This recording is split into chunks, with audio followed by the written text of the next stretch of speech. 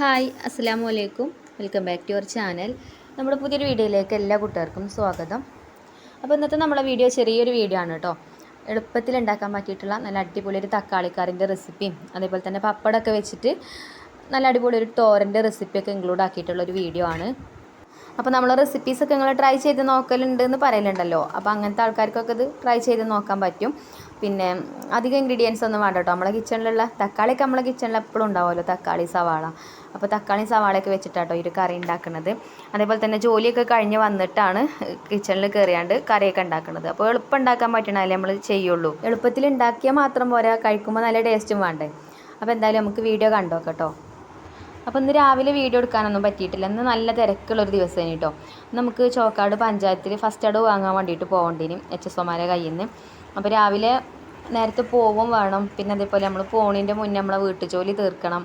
അതേപോലെ കുട്ടികളെ സ്കൂൾക്കും മദ്രസക്കും ഒക്കെ പറഞ്ഞയക്കണം. പിന്നെ ഇന്ന് HSOമാരുടെ അടുത്തേക്ക് പോകുമ്പോൾ കുറച്ച് സാധനങ്ങളൊക്കെ കൊണ്ടുപോകാണ്ടേനും കുറച്ച് സാധനങ്ങളൊക്കെ ഓർഡർ ചെയ്തിന് കേട്ടോ. അപ്പോൾ അതൊക്കെ സ്റ്റോക്ക് റൂമിൽ പോയി എടുത്തിട്ട് വേണം പോകണമെന്നുണ്ടെങ്കിൽ. അപ്പോൾ അങ്ങനെ രാവിലെ അതുകൊണ്ട് വീഡിയോ ഒന്നും എടുക്കാൻ പറ്റിയിട്ടില്ല. അപ്പം ഞാൻ നമ്മളെ ഡ്യൂട്ടിയൊക്കെ കഴിഞ്ഞ് വരികയാണ് കേട്ടോ. പഞ്ചായത്തിൽ നിന്ന് വരുന്ന വഴിയാണ്. അപ്പോൾ പോന്നപ്പോൾ പാല് വാങ്ങിച്ച് പോന്നിട്ടുണ്ടായിന്. സൊസൈറ്റിയിൽ നിന്നാണ് കേട്ടോ പാല് വാങ്ങിച്ചത്. സൊസൈറ്റിത്തെ പാലുകൊണ്ട് ചായ ഉണ്ടാക്കുകയാണെങ്കിലും അതേപോലെ പാല് കാച്ചി കുടിക്കുകയാണെങ്കിലും ഒരു പ്രത്യേക ടേസ്റ്റാണ്. ആ ശരിക്കുള്ള പാലിൻ്റെ ടേസ്റ്റ് കിട്ടണമെങ്കിൽ അങ്ങനത്തെ പാലാവണമല്ലേ. പാക്കറ്റ് പാലിന് ആ ഒരു കറക്റ്റ് ടേസ്റ്റ് കിട്ടില്ല. അപ്പോൾ ഞാനും പാക്കറ്റ് പാലിനായിട്ട് അധികം യൂസ് ചെയ്യില്ല. ഇങ്ങനെ പോരുന്ന വഴിയൊക്കെ ആണെന്നുണ്ടെങ്കിൽ അങ്ങനെ വാങ്ങിക്കും, അല്ലാതെ അതിനായിട്ട് നമ്മൾ പോകുന്നില്ല.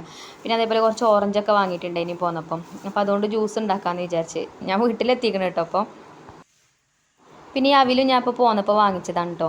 ഇതിങ്ങനെ അവിലുണ്ടാക്കുന്ന സ്ഥലം ഉണ്ടാവുമല്ലോ, ഇടിക്കണ അവിൽ എന്നൊക്കെ പറയില്ലേ, അങ്ങനെ അത് ഉണ്ടാക്കണോടത്തുനിന്ന് വാങ്ങിയതാണ്. അപ്പോൾ നല്ല ടേസ്റ്റ് ആട്ടോ ഇതും കഴിക്കാൻ. നമ്മൾ കടയിൽ നിന്ന് വാങ്ങിക്കണ പാക്കറ്റ് അവിലുണ്ടല്ലോ, അതുപോലെ അല്ല, അതിലേറെ ടേസ്റ്റാണിത്. നമ്മൾ കടയിൽ നിന്ന് വാങ്ങിക്കണക്കാട്ടിലും ക്വാണ്ടിറ്റി ഉണ്ടാവും കേട്ടോ. പിന്നെ നമ്മൾ ഉണ്ടാക്കുന്നിടത്തുനിന്ന് തന്നെ പോയിട്ട് വാങ്ങല്ലേ. അപ്പോൾ എനിക്കിതൊന്നും അറിയില്ല. ഇനി നമ്മളെ അടുത്തുള്ള കാക്കാൻ്റെ കൂടെ കേട്ടോ ഞാൻ അങ്ങോട്ട് പഞ്ചായത്തേക്ക് പോയിട്ടുണ്ടായിരുന്നത് ഓട്ടോയിൽ. അപ്പോൾ കാക്ക വാങ്ങിച്ചപ്പോൾ എന്നോട് എനിക്ക് വേണോ ചോദിച്ചപ്പോൾ അങ്ങനെ വാങ്ങിയതേനും. അപ്പോൾ നല്ല ടേസ്റ്റുള്ള അവിലാണ്. അപ്പോൾ അത് ഞാൻ ഒരു പാത്രത്തിലേക്ക് ആക്കി വെച്ച്. പിന്നെ ഞാനിങ്ങനെ ഇപ്പോൾ ജോലിക്കൊക്കെ പോകണോണ്ട് ചിലപ്പോൾ വൈകുന്നേരം ആവും വരണമെന്നുണ്ടെങ്കിൽ. അപ്പോൾ കുട്ടികൾ സ്കൂളിട്ട് വരുന്ന സമയത്ത് ചിലപ്പോൾ ചായക്ക് കടിയൊന്നും ഇല്ലെങ്കിൽ ഓൽക്കെടുത്ത് കഴിക്കാമല്ലോ. അവിലും കുറച്ച് തേങ്ങയും പഞ്ചസാരയൊക്കെ ഉണ്ടെങ്കിൽ ഓല അങ്ങനെ നല്ല ഇഷ്ടത്തോട് കൂടിയിട്ട് കഴിക്കും. വെറും ഈ ബേക്കറി കൊടുക്കണ അത്ര നല്ലതല്ലല്ലോ. വീട്ടിൽ തന്നെ നിൽക്കുകയാണെന്നുണ്ടെങ്കിൽ എന്തെങ്കിലുമൊക്കെ ഒരു സ്കൂളിട്ട് വരുമ്പോൾ ഞാൻ ഉണ്ടാക്കലുണ്ട്. അപ്പോൾ അതൊക്കെ പാത്രത്തിലാക്കി വെച്ച് പിന്നെ അതാ പാലും ഒന്ന് കാച്ചിയെടുക്കുന്നുണ്ട്. ഈ പാല് പിന്നെ പെട്ടെന്ന് കേടാവും ചെയ്യും കേട്ടോ. നമ്മൾ കൊണ്ടുവന്ന അപ്പം തന്നെ കാച്ചി വെക്കണം. ഇനിയിപ്പോൾ ഫ്രിഡ്ജിൽ വെച്ചാലും കാച്ചിയിട്ട് ചൂടാറിയിട്ട് ഫ്രിഡ്ജിൽ വെക്കാൻ നല്ലത്, അല്ലെങ്കിൽ പെട്ടെന്ന് കേട് വരികയൊക്കെ ചെയ്യും. അപ്പോൾ പാലൊക്കെ പാത്രത്തിൽ കാച്ചാൻ വെച്ചിട്ടുണ്ട്. ഇത് നമ്മളെ പുതിയ പാത്രം കേട്ടോ. നമ്മൾ ഇന്നലെ റിവ്യൂ ചെയ്തിരുന്നല്ലോ ഒരു സോസ് പാൻ, ചെറിയ ആ ഒരു സോസ് പാനാണ്. അതൊക്കെ അടുപ്പത്തൊക്കെ വെച്ചു. പിന്നെ ഓറഞ്ച് കൊണ്ട് ജ്യൂസ് ഉണ്ടാക്കാമെന്ന് വിചാരിച്ചു. അപ്പോൾ ഈ ചോക്കാട് പഞ്ചായത്തേക്ക് പോകുമ്പോൾ ഞാൻ ഇന്ന് ചോറ് കൊണ്ടാണ് പോകല്. അവിടുന്ന് വരുമ്പോൾ എന്തായാലും ലേറ്റ് ആവലുണ്ട്. അപ്പോൾ ഇന്ന് ഞാൻ ചോറിട്ടെടുത്തതുമില്ല. പിന്നെ അവിടുന്ന് പോന്നപ്പം സമയം ഒരുപാടായി. ഇപ്പോൾ 4 മണിയൊക്കെ കഴിഞ്ഞിരിക്കണം കേട്ടോ. അപ്പോൾ ചോറൊന്നിട്ടില്ല ഞാൻ. ചോറിനാണെങ്കിൽ രാവിലെ ഞാനൊന്നും അധികം കറികളൊന്നും ഉണ്ടാക്കിയിട്ടുമില്ല. അപ്പോൾ നല്ല വിശപ്പൊക്കെ തോന്നുകയാണെങ്കിൽ കറികളൊന്നും ഇല്ലെങ്കിലും കുറച്ച് ചമ്മന്തിയൊക്കെ എന്തെങ്കിലുമൊക്കെ ഉണ്ടാക്കിയിട്ടോ അല്ലെങ്കിൽ അച്ചാറൊക്കെ കൂട്ടിയിട്ടൊക്കെ ഞാൻ അങ്ങനെ കഴിക്കലൊക്കെ ഉണ്ട് കേട്ടോ. അപ്പോൾ ഇന്നിപ്പോൾ അതിനൊന്നൊരു മൂഡില്ല. അപ്പോൾ ഞാൻ ഓറഞ്ച് ഉണ്ടല്ലോ, ഓറഞ്ച് കൊണ്ട് ജ്യൂസ് ഉണ്ടാക്കിയിട്ട് ആദ്യം ഒരു ഗ്ലാസ് ഓറഞ്ച് ജ്യൂസൊക്കെ കുടിച്ച് പിന്നെ അങ്ങോട്ട് ജോലി സ്റ്റാർട്ടാക്കാമെന്ന് വിചാരിച്ചിട്ടോ. അപ്പോൾ നമുക്കൊരു എനർജി കിട്ടണമെങ്കിൽ എന്തെങ്കിലും അകത്തേക്ക് ചെല്ലണം. അപ്പോൾ ഓറഞ്ച് ജ്യൂസ് തന്നെ ആയിക്കോട്ടെ എന്ന് വിചാരിച്ച് അത് പിന്നെ തൊലിയൊക്കെ കളഞ്ഞതാ. പിന്നെ ചുളയൊക്കെ പറിച്ചാണ്ട് ഞാൻ മിക്സിൻ്റെ ജാർക്ക് ഇട്ട് കൊടുത്തിക്കണം. പിന്നെ പഞ്ചസാരയും വെള്ളമൊക്കെ ഒഴിച്ചാണ്ട് ജ്യൂസ് അടിച്ചെടുക്കട്ടെ. ഇപ്പോൾ പുറത്ത് പോകുമ്പോൾ എപ്പോഴും അധികം ഓറഞ്ച് തന്നെ കേട്ടോ കൊണ്ടല്ലേ. ഓറഞ്ചിൻ്റെ സീസൺ ആയതുകൊണ്ട് ഓറഞ്ചിൻ്റെ റേറ്റ് കുറവാണ് ഇപ്പം. കുട്ടികൾക്കാണെങ്കിൽ ഓറഞ്ച് കിട്ടിക്കഴിഞ്ഞാൽ അവർക്ക് ഇഷ്ടമാണേനും. അപ്പോൾ ഇപ്പച്ചിയുടെ നാട്ടിലുണ്ടാകുമ്പം ഒരു വൈകുന്നേരം പണിയൊക്കെ കഴിഞ്ഞ് വരുമ്പം എന്തെങ്കിലും ഒരു പൊതി ഒരുക്ക് കൊണ്ടുവരും. ഇപ്പോൾ പിന്നെ ഇപ്പച്ചിയുടെ അടുത്ത് നിന്ന് കിട്ടൂലല്ലോ, അമ്മച്ചിയുടെ അടുത്ത് നിന്ന് കിട്ടണത് തന്നെ കിട്ടുള്ളൂ. അപ്പോൾ ഞാനും മാക്സിമം ഇങ്ങനെ പുറത്ത് പോകുമ്പോൾ എന്തെങ്കിലുമൊക്കെ കൊണ്ടുവരാൻ നോക്കലുണ്ട് കേട്ടോ.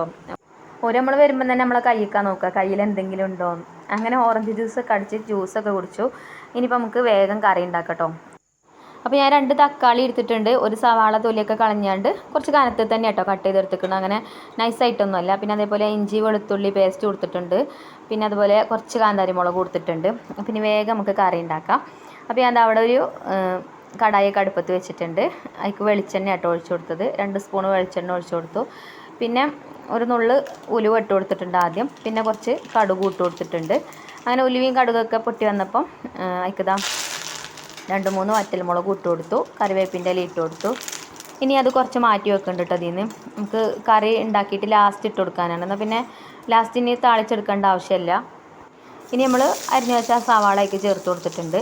സവാള കുറച്ച് കനത്തിൽ തന്നെയാണ് കേട്ടോ കട്ട് ചെയ്തിരിക്കുന്നത്. അത് കുഴപ്പമൊന്നുമില്ല.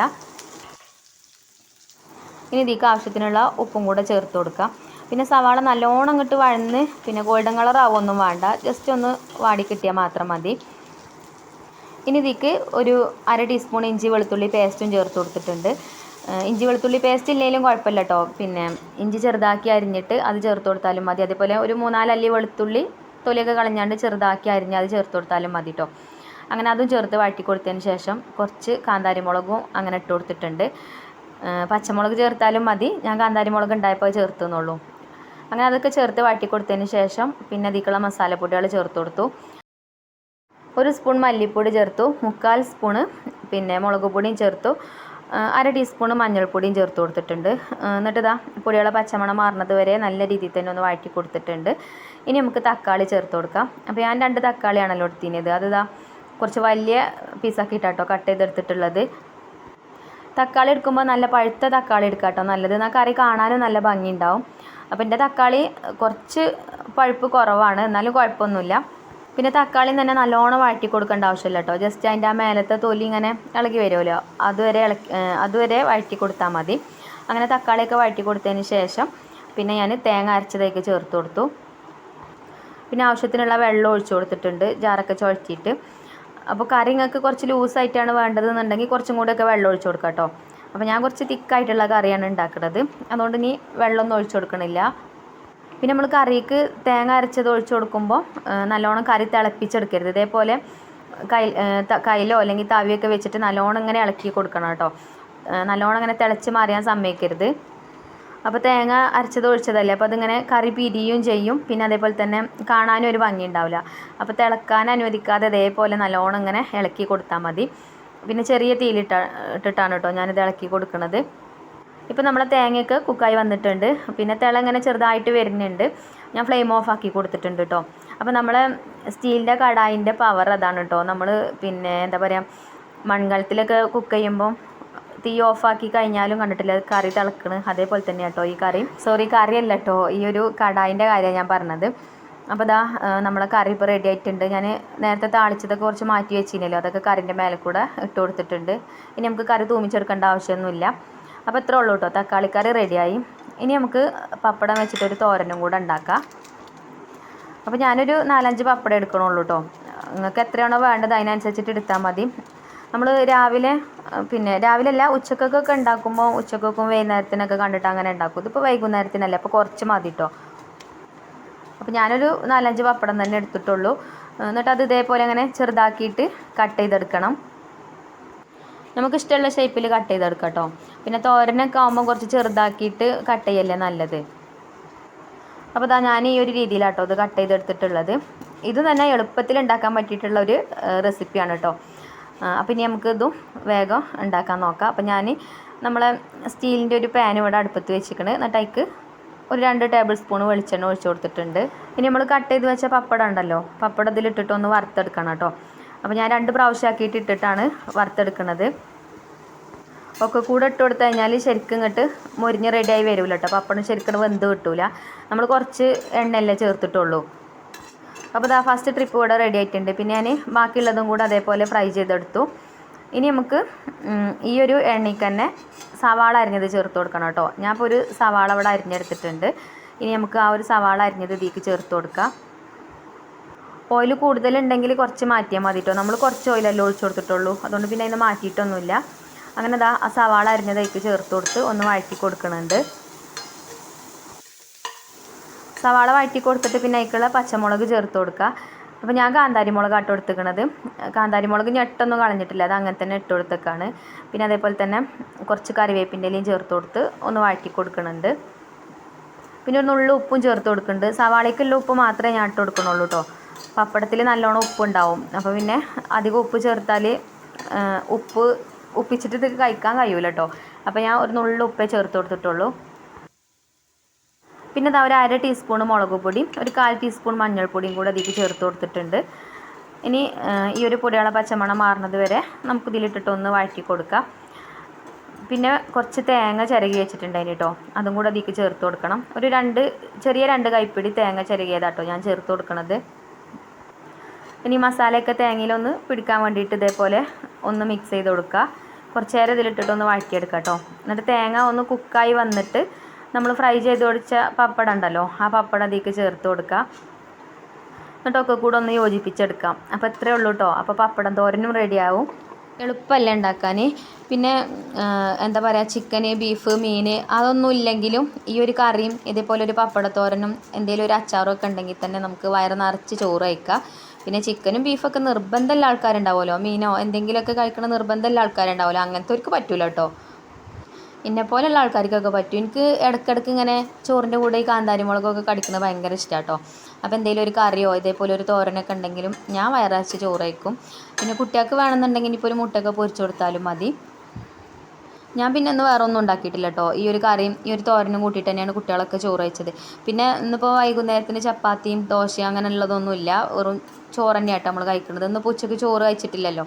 അപ്പോൾ ചോറ് രാവിലെ അയക്കണ്, പക്ഷേ ഞാൻ ചോറിന് കൊണ്ടുപോയിട്ടൊന്നുമില്ല. ഇനി അപ്പോൾ ചോറ് കഴിക്കാത്തതുകൊണ്ട് ഭയങ്കര വിശപ്പുണ്ടായിനി. അപ്പോൾ കറിയൊക്കെ ആയപ്പം ചോറ് കഴിക്കാനൊരു പൂതി. അപ്പോൾ ഇതാ ഞാനൊരു പാത്രത്തേക്ക് കുറച്ച് ചോറ് വിളമ്പിയിട്ടുണ്ട്. ഇനി നമ്മൾ തക്കാളിക്കറി ഒഴിച്ചു കൊടുക്കുക ഒരു ഭാഗത്തേക്ക്. അപ്പോൾ നിങ്ങൾ ഇതേപോലെയാണോ തക്കാളി കറി ഉണ്ടാക്കലെന്നൊക്കെ ഒന്ന് കമൻറ്റ് ചെയ്യണം കേട്ടോ. നല്ല ടേസ്റ്റ് ആട്ടോ ഈ ഒരു കറി, ഞാൻ വെറുതെ പറയല്ല. ഇനിയിപ്പോൾ ചോറിൻ്റെ കൂടെ മാത്രമല്ല കേട്ടോ, ചപ്പാത്തിൻ്റെ കൂടെ അല്ലെങ്കിൽ അപ്പത്തിൻ്റെ കൂടെ ഒക്കെ കഴിക്കാൻ വേണ്ടിയിട്ട് അടിപൊളി ടേസ്റ്റാണ്. അപ്പോൾ എന്തായാലും ഇത് ട്രൈ ചെയ്ത് നോക്കാത്ത കൂട്ടുകാരൊന്ന് ട്രൈ ചെയ്ത് നോക്കണം.